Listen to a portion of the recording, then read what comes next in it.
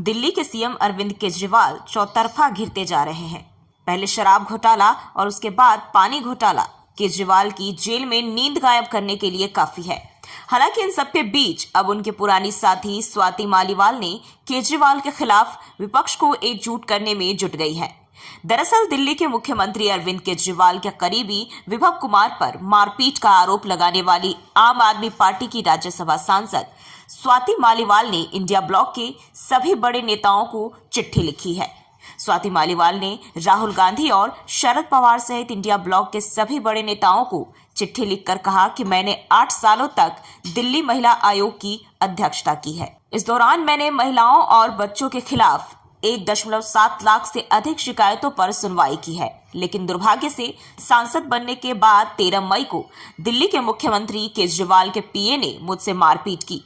इस घटना के बाद मैंने पुलिस में शिकायत दर्ज कराने का कदम उठाया, लेकिन ऐसी स्थिति में मेरा समर्थन करने के बजाय मेरी खुद की पार्टी के नेताओं और वॉलंटियर्स ने मेरा चरित्र हरण करना शुरू कर दिया। स्वाति मालीवाल ने कहा, मैंने बिना किसी से डरे और किसी के आगे झुके महिला आयोग को एक ऊंचे मुकाम पर खड़ा किया है, लेकिन दुख की बात यह है कि पहले मुझे मुख्यमंत्री के घर पर बुरी तरह पीटा गया, फिर मेरा चरित्र हरण किया गया। मालीवाल ने कहा कि मेरी प्रतिष्ठा, चरित्र और विश्वसनीयता को धूमिल करने के लिए सोशल मीडिया पर दुष्प्रचार शुरू किया गया। मेरे खिलाफ फैलाए गए झूठ की वजह से मुझे रेप और हत्या की धमकियां मिल रही है। मालीवाल ने कहा कि मैं चाहती हूं कि इस मामले पर चर्चा के लिए मुझे आपसे मिलने का समय दिया जाए। मुझे आपके जवाब का इंतजार रहेगा। बता दें कि आम आदमी पार्टी की राज्यसभा सांसद स्वाति मालीवाल ने सीएम आवास में उनके साथ मारपीट का आरोप लगाया है। उन्होंने यह आरोप केजरीवाल के करीबी विभव कुमार पर लगाए हैं। पार्टी के नेता संजय सिंह ने बाद में बताया था कि मुख्यमंत्री अरविंद केजरीवाल ने स्वाति मालीवाल के साथ हुई घटना को संज्ञान में लिया है और इस मामले में सख्त कार्रवाई करेंगे। संजय सिंह ने बताया था कि स्वाति मालीवाल सोमवार को सीएम केजरीवाल से मिलने आई थी। वो ड्राइंग रूम में इंतजार कर रही थी, तभी विभव कुमार वहां पहुंचे और उन्होंने स्वाति मालीवाल के साथ अभद्रता की। इससे पहले सोमवार को दिल्ली पुलिस ने बताया था कि स्वाति मालीवाल सिविल लाइंस थाने आई थी और सीएम हाउस में मुख्यमंत्री केजरीवाल के पर्सनल स्टाफ के एक सदस्य पर मारपीट का आरोप लगाया था। इस मामले में एफआईआर दर्ज कर पुलिस जांच कर रही है। वहीं स्वाति मालीवाल से मारपीट करने के बाद आरोपी विभव कुमार दिल्ली पुलिस की हिरासत में है। बीती 18 मई को 30 हजारी कोर्ट ने उन्हें 5 दिन की पुलिस हिरासत में भेज दिया था। उन्हें इससे पहले हिरासत में लिया गया था। इसके बाद सिविल लाइन पुलिस स्टेशन में पूछताछ के लिए उन्हें अरेस्ट कर लिया गया था। 30 हजारी कोर्ट में उन्होंने अंतरिम जमानत याचिका भी दायर की थी, जिसे खारिज कर दिया गया था। वहीं स्वाति मालीवाल के इस कदम से दिल्ली के मुख्यमंत्री अरविंद केजरीवाल की मुश्किलें बढ़ती दिखाई दे रही है। अब ऐसे में देखने वाली बात होगी, क्या उन्हें इंडिया गठबंधन के नेता मिलने का समय देते हैं या फिर नहीं। लोकसभा चुनाव खत्म होने के साथ अब कांग्रेस में आने वाले दिनों में दो फाड़ पब्लिक देखेगी। पब्लिक अब कांग्रेस का तमाशा देखेगी, क्योंकि गांधी परिवार ने जिस प्रियंका गांधी वाड्रा पर दाव लगाने की जहमत उठाई हो, वो इशारा कर रहा है कि राहुल गांधी से अब कुछ ना हो पाएगा। भले ही वो चुनाव 2 जगह से जीते हों, लिहाजा मैदान में प्रियंका गांधी वाड्रा को उतारा जा रहा है। जी हाँ, बात ऐसी है कि लोकसभा चुनाव में राहुल गांधी ने केरल की वायनाड और यूपी की रायबरेली सीट से जीत हासिल की थी। राहुल ने अब वायनाड सीट छोड़ने का फैसला किया है, वहीं वे रायबरेली से सांसद बने रहेंगे। कांग्रेस ने वायनाड से उपचुनाव में प्रियंका गांधी को उतारने का फैसला किया है। इसी के साथ गांधी परिवार का एक और सदस्य चुनावी राजनीति में साउथ से एंट्री करने जा रहा है। गांधी परिवार का साउथ से पुराना रिश्ता रहा है। इंदिरा गांधी 1978 का उपचुनाव कर्नाटक के चिकमगलूर से जीती थी। इसके बाद 1980 में इंदिरा गांधी ने आंध्र के मेडक सीट से जीत हासिल की। 1999 में सोनिया गांधी ने भी अपना राजनीतिक करियर दक्षिण से शुरू किया था।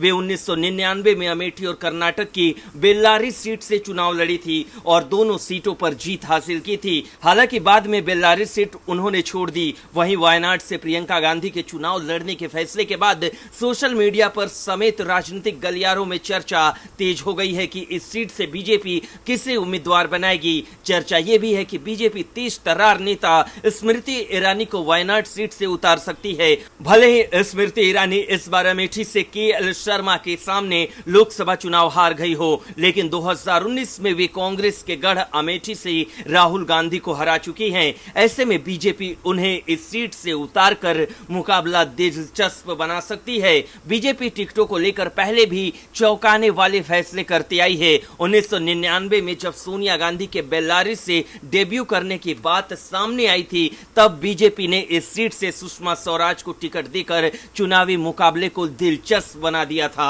सुषमा ने इस सीट पर सोनिया गांधी को कड़ी टक्कर दी थी। हालांकि वे इस चुनाव में हार गई थी। सोनिया गांधी को 4,14,000 वोट मिले थे, जबकि सुषमा स्वराज ने 3.5 लाख से ज्यादा वोट हासिल किए थे।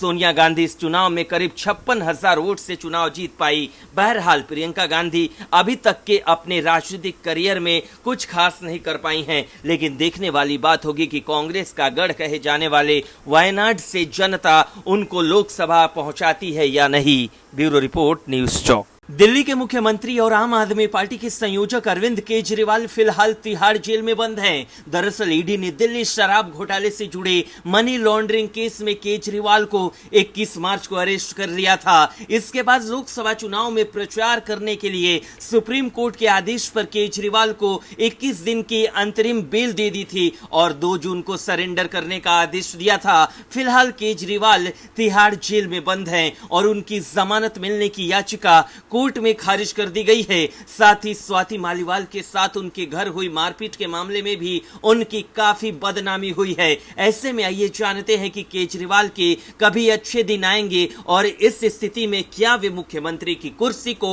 बचा पाएंगे। अरविंद केजरीवाल का जन्म 16 अगस्त 1968 को सुबह 7:30 पर हरियाणा के भिवानी शहर में हुआ था। सिंह लगन की इनकी कुंडली में तीनों शुभ ग्रह लग्न में बैठे हैं। दशमेश और पंचमेश की युति राजयोग का निर्माण कर रही है। लग्नेश और नवमेश की युति भी राजयोग बना रही है। शनि नवम भाव में नीच भंग राजयोग बना रहे हैं। इन सब योगों की वजह से वे दूरदरांत राजनीतिक जगत में अपनी जगह बना पाए हैं। तिहाड़ जेल में बंद केजरीवाल असल में अब कालचक्र के अचूक न्यायाधीश शनि महाराज की अदालत में खड़े हैं, क्योंकि जैसे ही शनि की महादशा 22 अप्रैल 2024 से प्रारंभ हुई है, वैसे ही उनकी परेशानियां बढ़ने लगी है। केजरीवाल पर शनि की दशा मार्च 2043 तक रहने वाली है। शनि के न्याय से कोई बच नहीं सकता। कहते हैं कि ये मनुष्य को जब अपने घेरे में लेते हैं तो पूरा हिसाब बराबर करके ही बाहर निकालते हैं, एकदम धुले हुए कपड़े की तरह। उधर दिल्ली की तपती गर्मी में बेहाल लोगों का जल संकट से जीना। दिल्ली जो पानी के लिए पड़ोसी राज्यों पर निर्भर रहता है, वहां की आम आदमी पार्टी की सरकार उनसे लगातार अतिरिक्त पानी की गुहार लगा रही है, लेकिन दिल्ली के लोगों की पीड़ा समझने के बजाय जल संकट को लेकर राजनीति कर रहे हैं। वहीं अब आम आदमी पार्टी के नेता और दिल्ली सरकार की जल मंत्री आतिशी ने कहा कि राज्यों के साथ जल समझौते पर फिर से बातचीत नहीं होती, तब तक शहर में गर्मियों में पानी का संकट बना रहेगा। आतिशी ने एक बार फिर हरियाणा से अतिरिक्त पानी की जरूरत के बारे में बात की। जल मंत्री आतिशी ने उत्तरी दिल्ली में वजीराबाद जल उपचार संयंत्र का निरीक्षण किया और इस मुद्दे को उठाया। ब्यूरो रिपोर्ट, न्यूज़ चौक।